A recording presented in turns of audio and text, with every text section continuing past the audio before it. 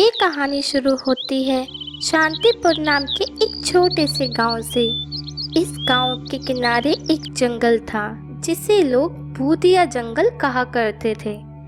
इस जंगल के बारे में कहा जाता था कि वहाँ रात में अजीब अजीब आवाज़ें सुनाई देती है और लोग वहाँ पे दिन में भी जाने से डरते थे। उसी गांव में एक गरीब लेकिन मेहनती किसान गोपी अपनी पत्नी सीमा और बेटे मोनू के साथ रहता था। गोपी के पास बहुत कम जमीन थी और कई बार उसकी मेहनत के बावजूद उसकी फसल अच्छी नहीं होती थी। गोपी की फसल कई बार खराब हो चुकी थी। उसकी माली हालत बहुत खराब हो चुकी थी। इस बार भी बारिश ना होने की वजह से उसकी फसल सूख चुकी थी। अब हमारा गुजारा कैसे होगा जी? इस बार भी फसल खराब हो गई है। सीमा, मैं कुछ न कुछ रास्ता निकाल लूँगा। तुम चिंता मत करो, बस भगवान पर भरोसा रखो। अब तो भगवान का ही सहारा है। मैंने फैसला किया है कि जंगल के दूसरी तरफ वाली ज़मीन पर खेती करूँगा। वहाँ की मिट्टी बहुत उपजाऊ है। नहीं नहीं, वहाँ पे मत जाना जी। वहाँ पे भूतों का साया है। हम अपना गुजारा कर लेंगे जैसे तैसे। हाँ पिताजी, अब जंगल में मत जाइए। लोग कहते हैं कि वहाँ पे भूत रहते हैं। अरे ऐसा कुछ नहीं होता, भूत प्रेत कुछ नहीं होते। यह सब सिर्फ डराने की बातें हैं। मुझे अपना काम करना ही होगा। अब कोई रास्ता नहीं बचा है, बाकी भगवान पे छोड़ दो। गोपी अगले दिन जंगल में अपनी जमीन देखने जाता है। गोपी अपनी जमीन के पास खड़ा था, तभी उसे पेड़ के पीछे से एक अजीब आवाज सुनाई देती है। कौन है वहाँ? छुपने की जरूरत नहीं, बाहर आओ। अचानक एक साया प्रकट हुआ। उसे देखकर गोपी डरकर पीछे हट गया। डरो मत किसान, मैं तुम्हें नुकसान नहीं पहुंचाऊंगा।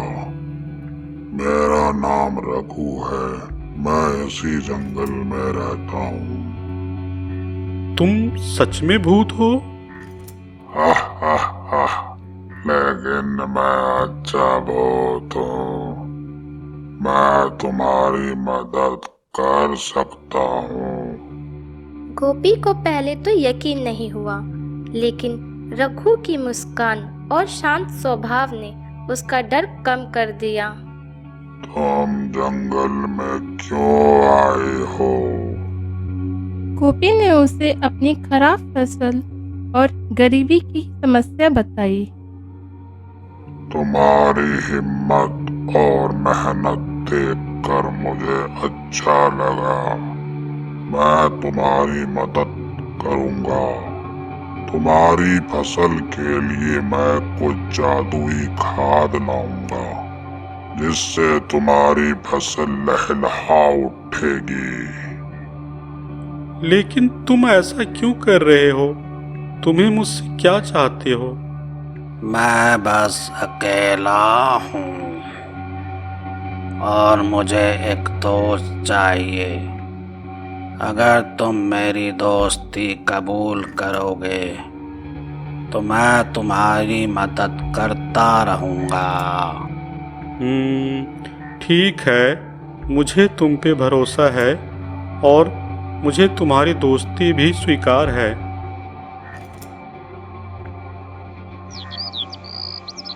गोपी की मेहनत और रघु भूत की जादुई मदद से उसकी फसल पूरे गांव में सबसे बेहतरीन हो गई थी।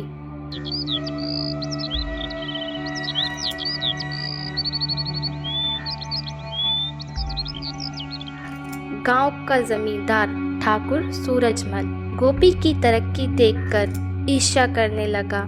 उसने सोचा कि गोपी की जमीन और फसल को हड़प लिया जाए।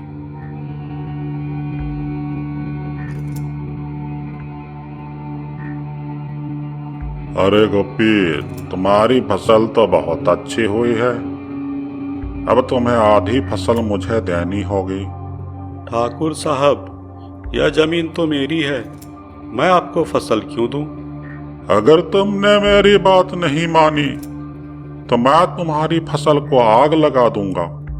गोपी परेशान हो जाता है और वो रघुभूत से मदद मांगने के बारे में सोचता है। तुम चिंता मत करो गोपी, मैं इस ठाकुर को सबक सिखाऊंगा। रघुभूत ने अपनी जादुई ताकत से ठाकुर के घर में अजीब घटनाएं करनी शुरू कर दी। कभी उसकी कुर्सी अपने आप हिलने लगती तो कभी उसका बिस्तर हवा में उड़ जाता। ये सब देखकर ठाकुर सूरजमल बहुत ही डर जाता है। एक रात ठाकुर जंगल के रास्ते से गांव आ रहा था। अगर तुमने गोपी को परेशान किया तो मैं तुम्हें चैन से नहीं रहने दूंगा। गोपी एक ईमानदार आदमी है और अब मैं उसका रक्षक हूँ। ठाकुर सूरजमल इतना डर गया कि उसने गोपी को परेशान करना छोड़ दिया और गांव छोड़कर चला गया। गोपी की अच्छी फसल और तरक्की देखकर गांव वाले उससे पूछने लगे कि उसकी सफलता का राज क्या है। तुम्हारी फसल इतनी अच्छी कैसे हो गई गोपी? यह तो चमत्कार है। गोपी ने गांव वालों को सच बता दिया कि उसकी मदद एक भूत कर रहा है। पहले तो गांव वाले डर गए, लेकिन जब गोपी ने बताया कि रघु एक अच्छा भूत है तो सभी उससे मिलने के लिए उत्सुक हो गए। मैं यहाँ किसी को डराने नहीं बल्कि मदद करने आया हूँ। गोपी और रघुभूत की दोस्ती ने पूरे गांव को बदल दिया। गांव वाले अब रघुभूत को अपना रक्षक मानने लगे थे। अब वो गांव में कभी भी आ जा सकता था। लेकिन क्या एक भूत कभी रक्षक भी हो सकता है, या ये उसकी कोई चाल थी? इसकी सच्चाई तो आने वाले समय में छिपी हुई थी। गांव के पंडित जी को एक भूत से मदद लेना सही नहीं लगा, लेकिन गांव वाले नहीं माने। सबको सब कुछ सही लग रहा था, इसलिए पंडित जी गांव छोड़ के चले जाते हैं। सब कुछ सही चल रहा था, लेकिन कुछ दिनों बाद गांव के जानवर बीमार होने लगे। वो खेत में काम नहीं कर पा रहे थे, ना सही से खा रहे थे ना पी रहे थे। ये सब देखते हुए गांव वालों ने पंचायत बुलाई। फिर गोपी और रघुभूत से मदद मांगते हैं। घबराने की कोई बात नहीं है। मैं अपने जादू से तुम सबका फसल उगा दूंगा। तुम लोगों का कोई नुकसान नहीं होगा।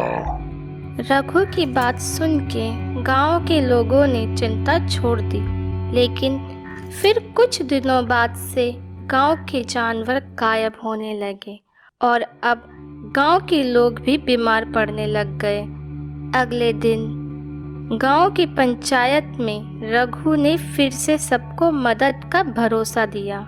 उसने सबको कुछ दवाई खाने को दी, जिससे खा के गांव के लोग स्वस्थ हो जाते हैं। कुछ दिनों बाद फिर से और ज़्यादा बीमार कमज़ोर हो जाते हैं। ये सिलसिला यूं ही चलता रहा। गांव वाले बीमार होते, रघुभूत की दी हुई दवाई खाते और ठीक हो जाते। रघु की मदद से गांव वालों को खाने पीने की कोई दिक्कत नहीं थी, लेकिन गांव में बीमारी बढ़ती जा रही थी। देखो जी, हमारा बेटा बहुत ज्यादा बीमार हो गया है और हमारी तबीयत भी ठीक नहीं रहती। क्यों ना शहर जाकर हम लोग डॉक्टर को दिखाएं। हाँ, तुम ठीक बोल रही हो सीमा। रघु मदद तो कर रहा है, लेकिन कुछ फायदा हो नहीं रहा। मुझे तो कुछ ठीक नहीं लग रहा है जी। कोई भूत भी इंसानों का भला कर सकता है? आपको इसके पीछे की सच्चाई का पता लगाना चाहिए जी। अरे नहीं सीमा, मुझे मेरे दोस्त रघु पे बहुत भरोसा है। वो तो एक अच्छा भूत है। गोपी ने सीमा को चुप तो करा दिया था, लेकिन अब उसके मन में भी ये सवाल आने लगा था कि क्या सचमुच में ये सब कुछ रघुभूत कर रहा है? क्या ये उसका किया धरा है? अगले दिन गोपी रघुभूत से मिलता है। मेरा बेटा अब बहुत ज़्यादा बीमार रहने लगा है रघु, और तुम्हारी दवाइयों का कोई असर नहीं हो रहा। अब सोच रहा हूँ शहर जाके डॉक्टर को दिखा दूँ। ये सुनकर रघुभूत चौंक जाता है। अरे नहीं नहीं गोपी, गांव से बाहर कदम भी मत रखना, नहीं तो बहुत बुरा हो सकता है। गोपी को रघुभूत की बातों से कुछ शक सा होने लगता है, लेकिन वो जाहिर नहीं होने देता। लेकिन रघु, मेरे बेटे का क्या होगा? उसकी हालत बिगड़ती जा रही है। अरे गोपी, मैं तुम्हें दवाई दे तो रहा हूँ, बस उसे खिलाते रहो, सब ठीक हो जाएगा। गोपी रघु से सीधा सीधा उलझना नहीं चाहता था। उसे पता था वो एक भूत है और उसके पास चमत्कारी शक्तियाँ भी है, तो वो चुपचाप दवाई ले लेता है, लेकिन अब सच्चाई का पता लगाने की सोचता है।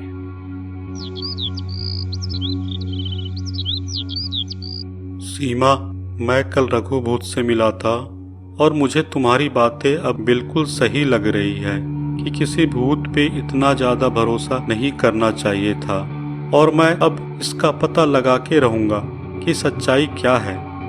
हाँ जी, कुछ तो करना होगा, लेकिन आप एक भूत से कैसे मुकाबला करोगे? और अगर आपको कुछ हो गया तो? नहीं नहीं, इसमें तो बहुत खतरा है जी। नहीं सीमा, ये सब मेरी गलती है जो आज हमारा बेटा और पूरा गांव भुगत रहा है।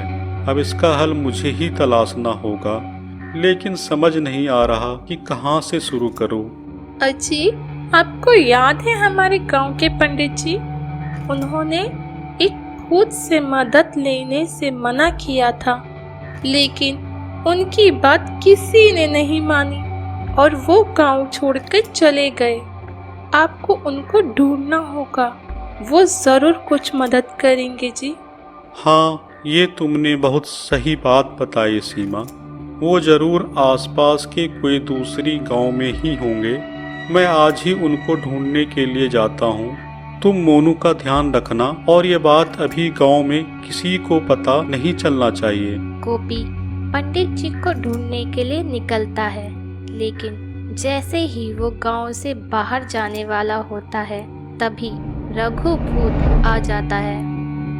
गोपी, तुम गांव के बाहर कहाँ जा रहे हो? मैंने तो तुम्हें मना किया था जाने से। रघु, अब मेरे बेटे का तबीयत बहुत ज़्यादा खराब हो रहा है। मुझे शहर के डॉक्टर से मिलने जाना ही होगा। गोपी रघु से असली बात छुपा लेता है। लेकिन गांव से बाहर जाना बहुत खतरनाक है। तुम अभी घर जाओ, मैं जल्द ही तुम सबकी बीमारी ठीक कर दूंगा, भरोसा रखो।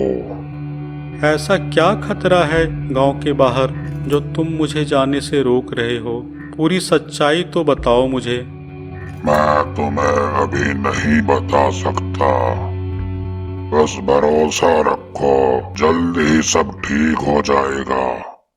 तुम अभी घर जाओ। गोपी का शक अब पक्का हो चुका था। वो रघु से सीधा सीधा टक्कर भी नहीं ले सकता था और वहाँ से वापस आ जाता है और सारी बातें अपनी पत्नी सीमा को बता देता है। अब क्या करे? वो रघुभूत तो गांव से बाहर निकलने नहीं दे रहा मुझे। कुछ तो करना होगा जी, इस रघु भूत को पता ही ना चले। अरे वो तो एक भूत है, उससे कैसे छिप सकते हैं। सोचो जी सोचो, आप कोई ना कोई तो कमजोरी होगी उसकी। आपने बहुत समय बिताया है रघुभूत के साथ। अचानक से गोपी को कुछ याद आ जाता है और वो खुश हो जाता है।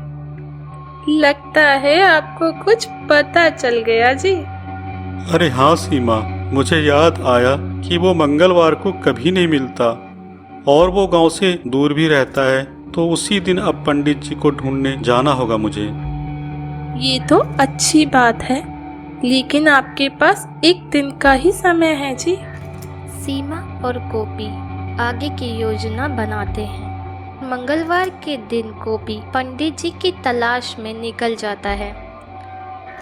गांव से बाहर निकलते ही गोपी को बहुत ही गंदी बदबू आती है, जो कि उसे अपने आप से और गांव की तरफ से आ रही थी। ये क्या इतनी गंदी बदबू आ रही है, छी छी छी। ऐसा लग रहा है जैसे सब कुछ सड़ गया हो। लगता है पक्का ये सब रघु भूत का ही किया धरा है। हे भगवान, मुझे माफ कर दो, मैं एक भूत के बातों में आ गया था और अब इसके साये से मुक्ति का रास्ता दिखाओ। तभी गोपी को किसी की कर्राने की आवाज आती है और गोपी आवाज के पीछे चल पड़ता है।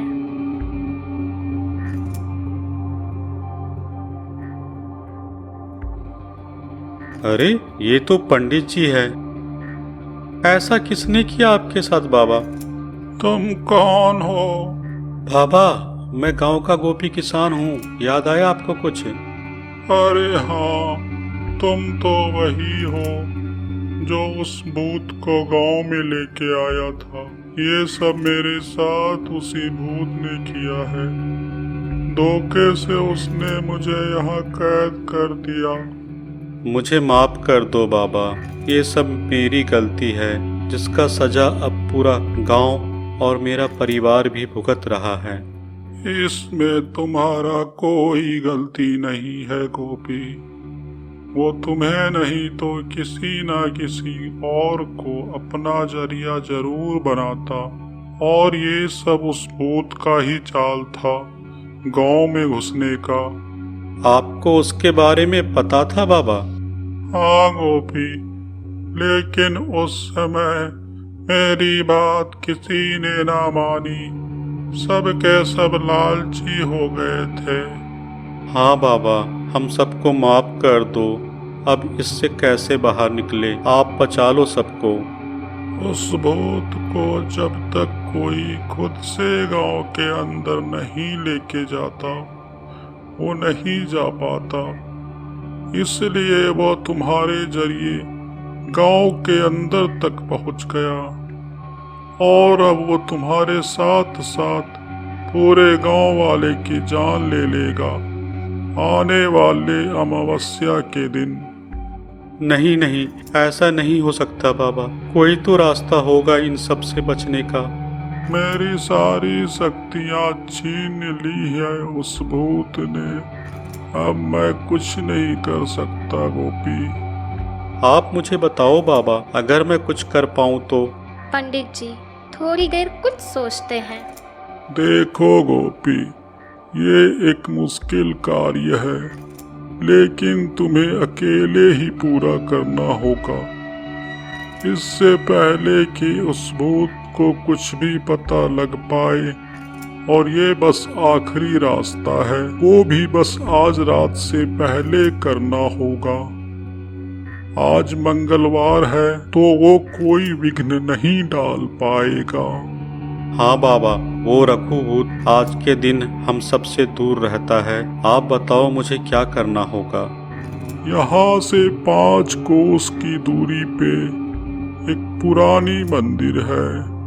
वहाँ से तुम्हें झंडा और पवित्र जल लाना होगा, और फिर उस झंडे को गांव के सीमा पे लगाना होगा, और साथ में पवित्र जल का पूरे गांव में छिड़काव करना होगा। ऐसा करते ही उस भूत का साया पूरे गांव से दूर हो जाएगा और फिर वो कभी भी दोबारा गांव की तरफ नहीं आ पाएगा। ठीक है बाबा, मैं ये कार्य अवश्य पूर्ण करूँगा। अभी आप चलो बाबा, मैं आपको गांव लेके चलता हूँ। आपको इलाज की सख्त ज़रूरत है। नहीं गोपी, अभी ये सब करने का समय नहीं है। पहले तुम ये कार्य पूर्ण करो। ज्यादा समय नहीं बचा है आज के दिन खत्म होने में। अब तुम जल्दी से मंदिर की ओर निकल जाओ। गोपी मंदिर की ओर चल पड़ता है। बस आज का ही समय था उसके पास। कुछ घंटों में वो मंदिर पहुंच जाता है और वहां से झंडा और पवित्र जल लेके गांव की ओर निकल पड़ता है। जैसा पंडित जी ने कहा था, अब ये झंडा मैं यहाँ पे लगा देता हूँ और फिर गांव में ये पवित्र जल का छिड़काव कर दूंगा।